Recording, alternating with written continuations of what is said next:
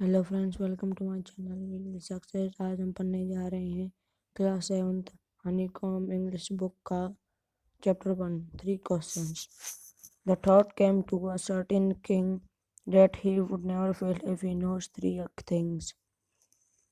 These three things were: what is the right time to begin something, which people should he listen to, what is the right time, what is the most important thing for him to do.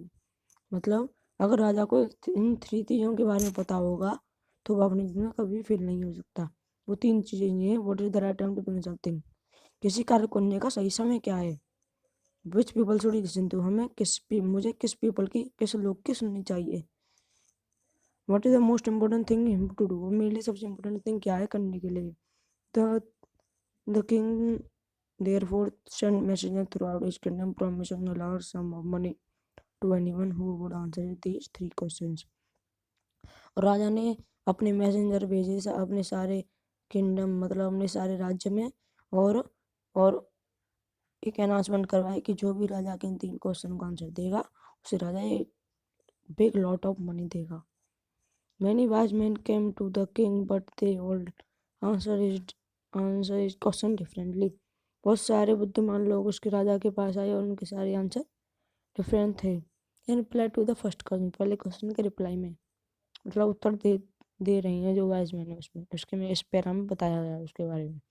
Some said the king must prepare time table, कुछ ने कहा कि राजा को एक time table बनाना चाहिए and then follow it strictly, और उसे स्ट्रिक्टली मतलब ऐसे स्ट्रिक्टली मतलब होता है कि जैसे हम किसी चीज़ को फोर्स करके करते हैं ना, तो उसे स्ट्रिक्टली का वर्ड यूज़ किया गया है इसमें। ओनली इन दिस वे, और इसी ही तरीके से हम अपने सारे काम सही समय पर कर सकते हैं। Other said that it was impossible, उसने कहा कि यह इम्पॉसिबल है कि हम अकेले ही सारे समय को डिसाइड कर लें कि हमें इस समय पर ये करना है। उसके लिए हमें एक ग्रुप चाहिए, हम अकेले नहीं कर सकते।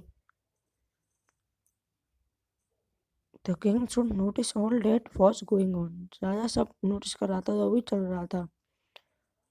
Edward follows pleasure and always do whatever seem necessary at that time, और राजा वॉट एवर मतलब जब तब भी राजा सोचता तो उसे लगता कि जो मैं कर रहा हूँ वही राइट टाइम है।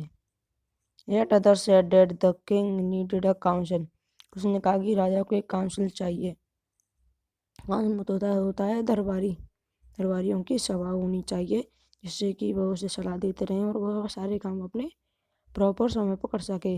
और यह इम्पॉसिबल है कि राजा अकेले ही सारे डिसीजन नहीं ले सकता, उसे अपने काउंसलर की भी एडवाइस लेनी चाहिए सही समय पर सही कार्य करने के लिए। But then other said that there was some things which could be urgent, और कुछ ने कहा कि कुछ चीज़ें अर्जेंट होती हैं, उनको हम डिसीजन कैसे ले सकते हैं। These things could not wait for the decision of the council, और यह जो अर्जेंट चीज़ें होती हैं वह एक काउंसिल के लिए वेट नहीं करती, डिसीजन के लिए नहीं करती। In orders to decide the right time for doing something, और राइट टाइम करने मतलब जो सही काम करने के लिए ये जो अर्जेंट वर्क होते हैं वह काउंसिल के लिए डिसाइड करने का समय नहीं होता हमारे पास। And only in order to decide the right time for doing something it is necessary to look into the future, और यह महत्वपूर्ण है कि हमें फ्यूचर में देखना चाहिए किसी कार्य को करने का, मतलब कौन सा हमारा टाइम चाहिए, तो इसलिए हमें फ्यूचर का पता होना चाहिए कि हमारे फ्यूचर में क्या है। और जो मैजिशियन मतलब जादूगर है वही हमारा फ्यूचर दे सकता है, इसलिए आपको मैजिशियन मतलब जादूगर के पास जाना चाहिए। In their answer to the second, और सेकंड क्वेश्चन का आंसर देते हुए कुछ बुद्धिमान लोग कह रहे हैं कि राजा को अपने काउंसलर की बातें सुननी चाहिए, कुछ कह रहे हैं कि पुजारियों की सुननी चाहिए, और कुछ कह रहे हैं कि आपको डॉक्टर मतलब जो वैद्य है उसकी सुननी चाहिए, और कुछ कह रहे हैं कि आपको अपने सोल्जर की सुननी चाहिए, वही आपके लिए इम्पोर्टेंट है। अदर चूज फाइटिंग, और जो 3 क्वेश्चन है मतलब थर्ड वाला क्वेश्चन है कि what is the most important thing him to do, मतलब मुझे सबसे जरूरी काम करने को क्या है, तो उसके आंसर में है कि आपको सबसे ज़रूरी काम है कि आप विज्ञान पे ध्यान दें, साइंस पे, नहीं तो आप फाइटिंग करें, और नहीं तो आप रिलीजन वर्शिप, मतलब कुछ ने कहा कि फाइटिंग करो, कुछ ने कहा कि रिलीजन वर्शिप मतलब पूजा पाठ करो, कुछ ने कहा कि विज्ञान पर ध्यान दो। As the answer to his question was so differently, और इन तीनों के आंसर जो भी इन लोगों ने दिए उसका आंसर डिफरेंट थे, इसलिए राजा उनसे सेटिस्फाई नहीं हुआ। एंड गेव नो रिवॉर्ड, और किसी को भी कोई भी रिवॉर्ड नहीं दिया।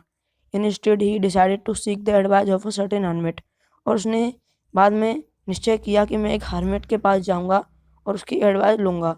हर्मिट में होता है एक आदमी जो लीड अ सिंपल लाइफ, मतलब जो सिंपल लाइफ जीता है, अपने अलग जीता है। जैसे जो पुजारी होते हैं, जैसे सेंट है, सेंट में इसमें सेंट भी यूज कर सकते हैं इसलिए के लिए, पर इस चैप्टर में हर्मिट यूज किया गया है। The hermit lived in a would, और जो हर्मिट है वह वुड, मतलब वुड यहाँ के लिए यूज किया गया है। वुड में वैसे तो जंगल होता है, मतलब लकड़ी होती है, वैसे हम इसे जंगल के लिए भी यूज कर सकते हैं, छोटा जंगल होता है। और जो हर्मिट था वह अपनी बुद्धिमत्ता के लिए पूरे राज्य में प्रसिद्ध था।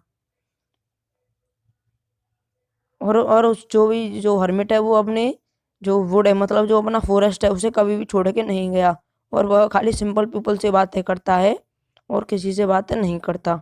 और जो राजा है इसलिए उसने ऑर्डिनरी क्लॉथ, मतलब साधारण कपड़े पहने और अपने घोड़े और सैनिकों को बाहर ही छोड़ाया और अकेला हर्मिट के पास गया। As the king came to near the hermit, और जब राजा हर्मिट के पास गया तो उसने देखा कि हर्मिट अपनी हट के आगे गड्ढे खोद रहा है, मतलब ग्राउंड को डिगिंग कर रहा है, धरती खोद रहा है अपनी झोंपड़ी के आगे। ही ग्रेटेड द किंग, और उसने हर्मिट ने राजा को ग्रीट किया। एंड कंटिन्यू डिगिंग, और लगातार खोदने लगा। और जो हर्मिट था वह बहुत बूढ़ा और कमजोर था, और वह जब काम कर रहा था तो उसकी तेज तेज सांसें चल रही, मतलब वो हाँप रहा था काम करते हुए, कूदते हुए। The king went up to the hermit and said, king hermit के पास गया और उसने कहा, I have come to you wise hermit, मैं आपके पास आया हूँ अपने 3 क्वेश्चनों का आंसर पूछने के लिए।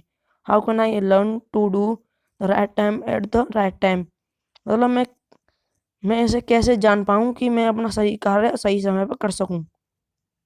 Who are the people I need most, मुझे किसकी सबसे ज़्यादा ज़रूरत है। एंड वॉट अफेयर्स, अफेयर्स में से होता है बिजनेस, जो भी हमारा पेशा होता है, मतलब कौन सा काम मेरे लिए सबसे इम्पोर्टेंट है। The hermit listened to the king but did not speak, और जो हर्मिट है उसने राजा की सारी बातें सुनी पर उसने कुछ नहीं कहा, वह चुप रहा।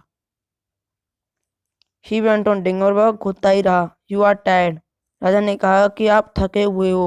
Late me take the spade, और मुझे फावड़ा दे दो। And work in your place, और मुझे अपने प्लेस पे काम करने दो, अपने स्थान पे काम करने दो। थैंक्स, हर्मिट ने कहा thanks. Giving the king his speed, और जो हर्मिट है उसने किंग को स्पीड मतलब फावड़ा दिया। Then he sat down on the ground, और वह ग्राउंड पर बैठ गया। When the king had dug 2 beds, मतलब राजा ने 2 क्यारियां खोद दी, बेड्स में होता है क्यारियां।